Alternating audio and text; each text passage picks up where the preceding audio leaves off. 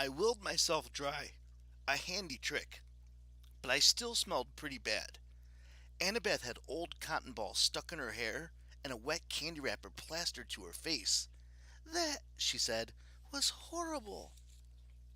On the bright side, I said, we're alive.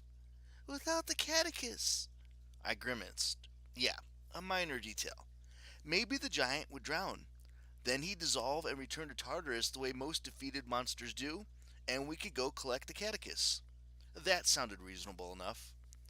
The geyser receded, followed by the horrendous sound of water draining down the tunnel, like somebody up on Olympus had flushed the godly toilet.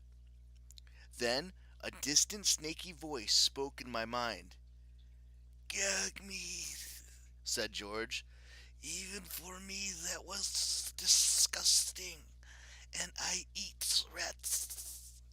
Incoming, Martha warned. Oh no, I think the giant has figured out. An explosion shook the street. A beam of blue light shot out of the tunnel, carving a trench up the side of a glass office building, melting windows and vaporizing concrete.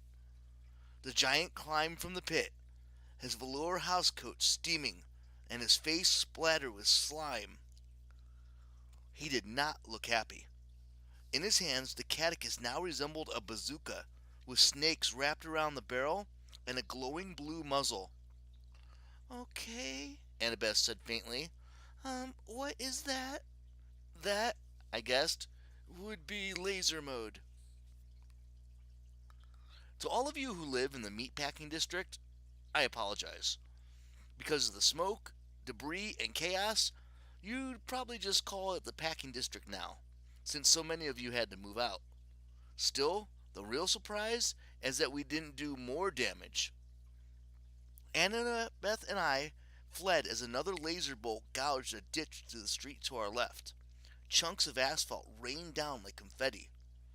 Behind us, Cactus yelled, You ruined my fake Rolexes! They aren't waterproof, you know! For that, you will die! We kept running. My hope was to get this monster away from innocent mortals, but that's kind of hard to do in the middle of New York. Traffic clogged the streets. Pedestrians screamed and ran in every direction. The two police officers I'd seen earlier were nowhere in sight, maybe swept away by the mob. The park, Annabeth said, and she pointed to the elevated racks of the High Line. If we can get him off street level. Boom! The laser cut through a nearby food truck. The vendor dove out of his service window with a fistful of shish kebabs. Annabeth and I sprouted for the park stairs. Sirens screamed in the distance. But I didn't want more police involved. Mortal law enforcement would only make things more complicated. And through the mist, the police might think that Annabeth and I were the problem. You just never knew. We climbed up to the park. I tried to get my bearings.